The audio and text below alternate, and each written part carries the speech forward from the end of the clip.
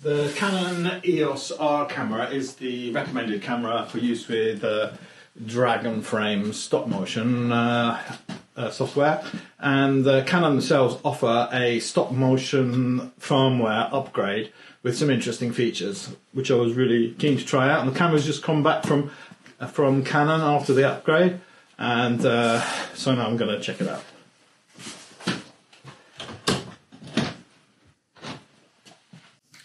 The software had to be installed by Canon, so I had to actually send it to them. It was super efficient, very, very quick. It cost about 1,000 krona, that is about $100, I guess.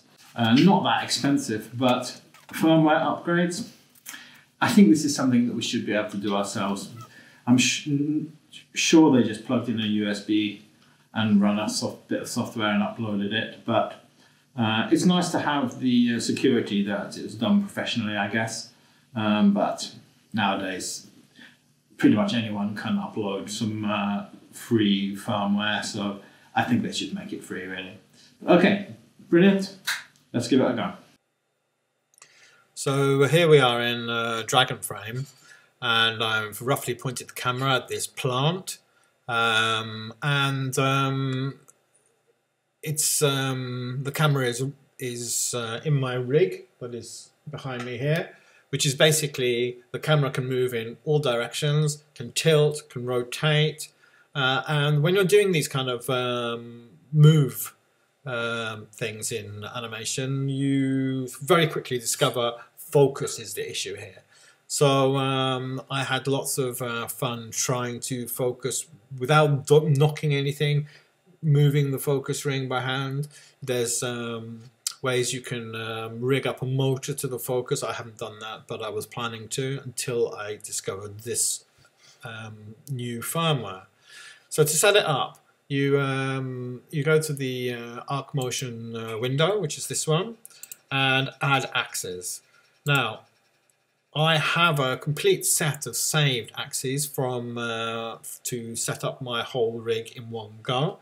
But for this, for this demonstration, I'll just do the focus. So you add an axis, you give it a name, let's call it focus, and then you select, I'm not certain if you have to select the preset, I don't think so.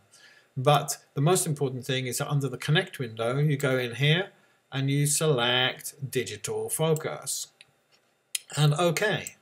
And I think that is near enough all it is. Let's just test. So if you right now we're at frame 0 or frame 1, I should say, and we'll add a keyframe. And now we'll move this to frame 20. Oh, first of all, let's just check. What about our focus? Is it working? Okay. You can see in the image that we're managing to change the focus by let's put it completely out of focus. Alright, so then we're on this particular frame, we want it to be like this, so I'll just press the keyframe button again to lock that in, and then we'll drag to let's call it 15 frames, and add a new keyframe like so, and using this, it's saying jogs the motor, but that's because it's expecting a motor for an axis to actually do a move. And then we'll press this button here and we can see that the image is going completely through the focus and out to the other end. And let's do it like that. And that's as far as the lens will go. And we'll just click that to lock that in. And now what you can see is we have got this curve. And in Dragonframe, you can change the speed of the curve by dragging these, so we could have a much sharper quad, or you can have a much smoother one, and do all sorts of things about changing the easing in and the easing out of the focus. So it's just going to be brilliant to be able to have a camera that's moving, and as it's moving, the focus is focusing on all the things that the camera is seeing as it moves. It's very hard to do if you don't have that. I would do a kind of rough estimation before, but now every single position of the as the camera moves, you can like sharpen it up, or you can have it that it does go like in real life. The camera goes out of focus at the beginning and end of the move, but when the camera gets to the position where it needs to be just perfectly sharp. And I was often having situations where the move would be finished, but then I would have to manually animate to the focus, so it would sort of come in at the end. So let's just see how this goes. We can do a capture of multiple frames. Okay, we're going to do 15 frames. Start. Okay, it says the Moco's not ready. That's right. This is a newbie thing, and you just. Okay, that should be all right. And yes, this little infinity sign up in the corner here, that's telling us that it's ready to shoot now. So again, we'll capture multiple frames, 15, and start going. This is a bit of a legacy box that's come up, because it's saying that I should double check that the view in the video assist and the high resolution photo are the same. As far as I know, one of the other things that this stop motion firmware adds is the ability to use the full resolution from the camera and not the resolution from the back panel, which is what you're normally doing. But I'm not sure about that. You can see we're going nicely out of focus on the image. And we'll just hop over to the animation window to see what that turned out like. Beautiful. As you can see, we're now animating a focus pull. Kind of going the wrong way, really. So now the next thing for me to do, of course, is to do a test with a move.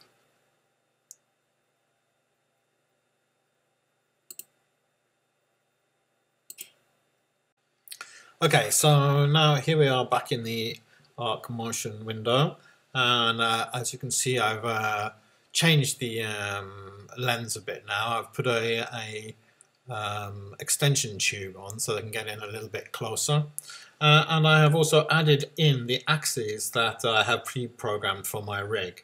So we're at frame 1, so we have to basically set a keyframe for that place there. You can do that just by pressing that. That then adds a keyframe to all the axes. What's the focus like? Well, you know, we are dealing with something that's very close up, so it will be out of focus in some places, but we could maybe start by just taking, making this little portion in focus. And then, so I just save that. Okay.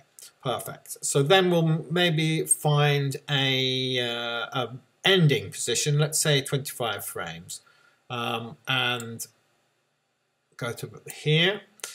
So now I think what I'm going to do is just move over like this, just a little bit past it, like that, and then also rotate to take a look at it. Just going to pan around onto it like this. Maybe tilt up a little, like this. I think maybe we'll come even further. We'll do a little bigger move. So we'll turn completely 90 degrees, and then bring the camera in a bit. Here we go. And now we're obviously very close, so we'll just back off a little bit. Maybe, and that will be, I think maybe we'll do it by height.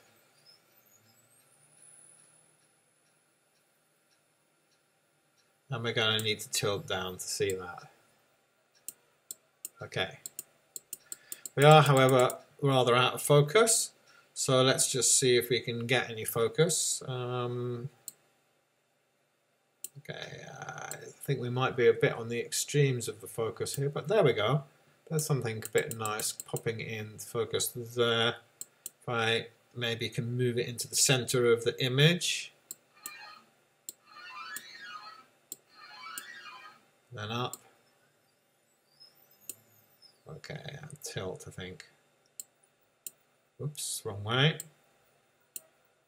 Okay, let's see if we can pull that center bit into focus. Okay, that's looking quite good.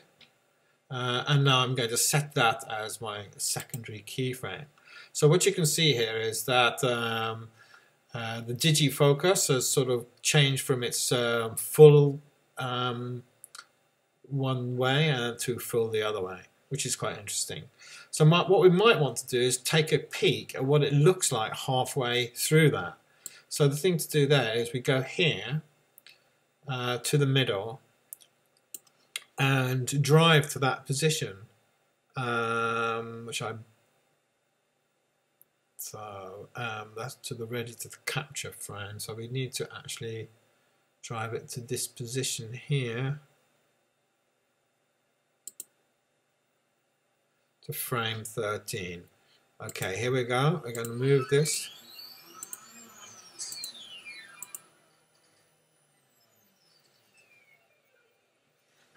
Okay, it's a bit interesting. We were a bit close on that situation there. So I think what we'll do, pan down a bit, tilt down, and back off a little bit. So we're gonna go, whoops, and again the wrong way. Tilt, and again the wrong way. When it's happening behind me, it's always a little bit mirrored. And there's a nice element here that I would quite like to have as a halfway focal point. So let's just get that in the middle. Let's see if we can't focus on that. Wrong way.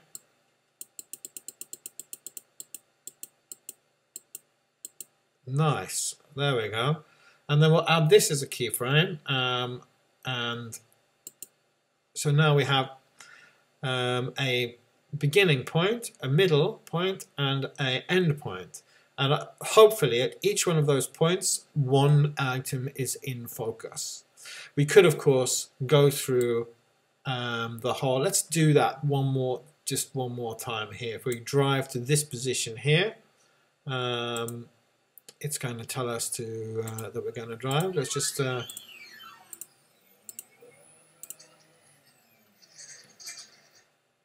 okay, so that's quite good. Let's just tilt up. This is going to be a slightly strange movement all over the place, I think, but that's not the point right now. Okay, so then we'll focus in on that point and give ourselves a. So now what we could do here, of course, is that we can actually grab all of these positions and we can move them slightly further apart. Because right now there's sort of two moves and then there's a slow move, but we don't worry about that right now. So here we got it. This is the shoot we're going to do, let's do it. Go to capture. We're going to before we do that, we have to press this infinity button, and that will then move us to the frame 1, ready to shoot. The reason why you have these motors that you can, the option to shoot them separately, is in case you're going to crash your models on the way. So you might actually want to move it in a slightly cleverer way. Is this our first frame? Well, it seems a little strange to me, but never mind. Let's go with it and see what happens. So now we can just say shoot multiple frames. I think we programmed 25, so let's say 26 frames, and start.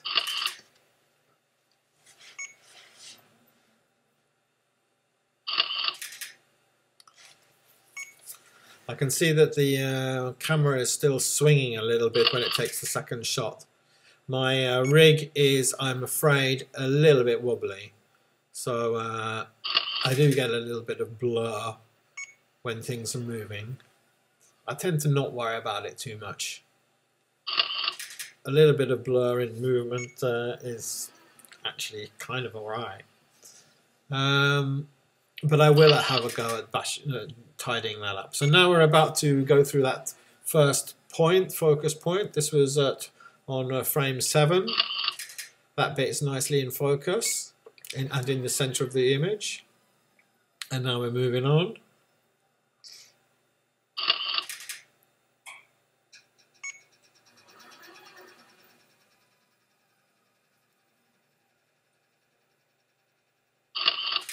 I'll go and film a little bit with my iPhone so I can cut that in right now.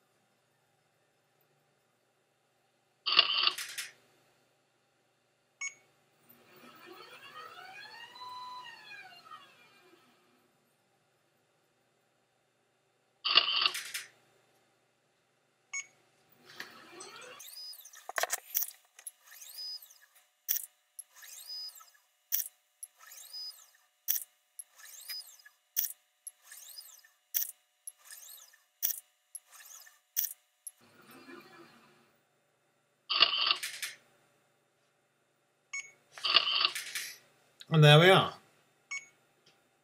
So let's check it out.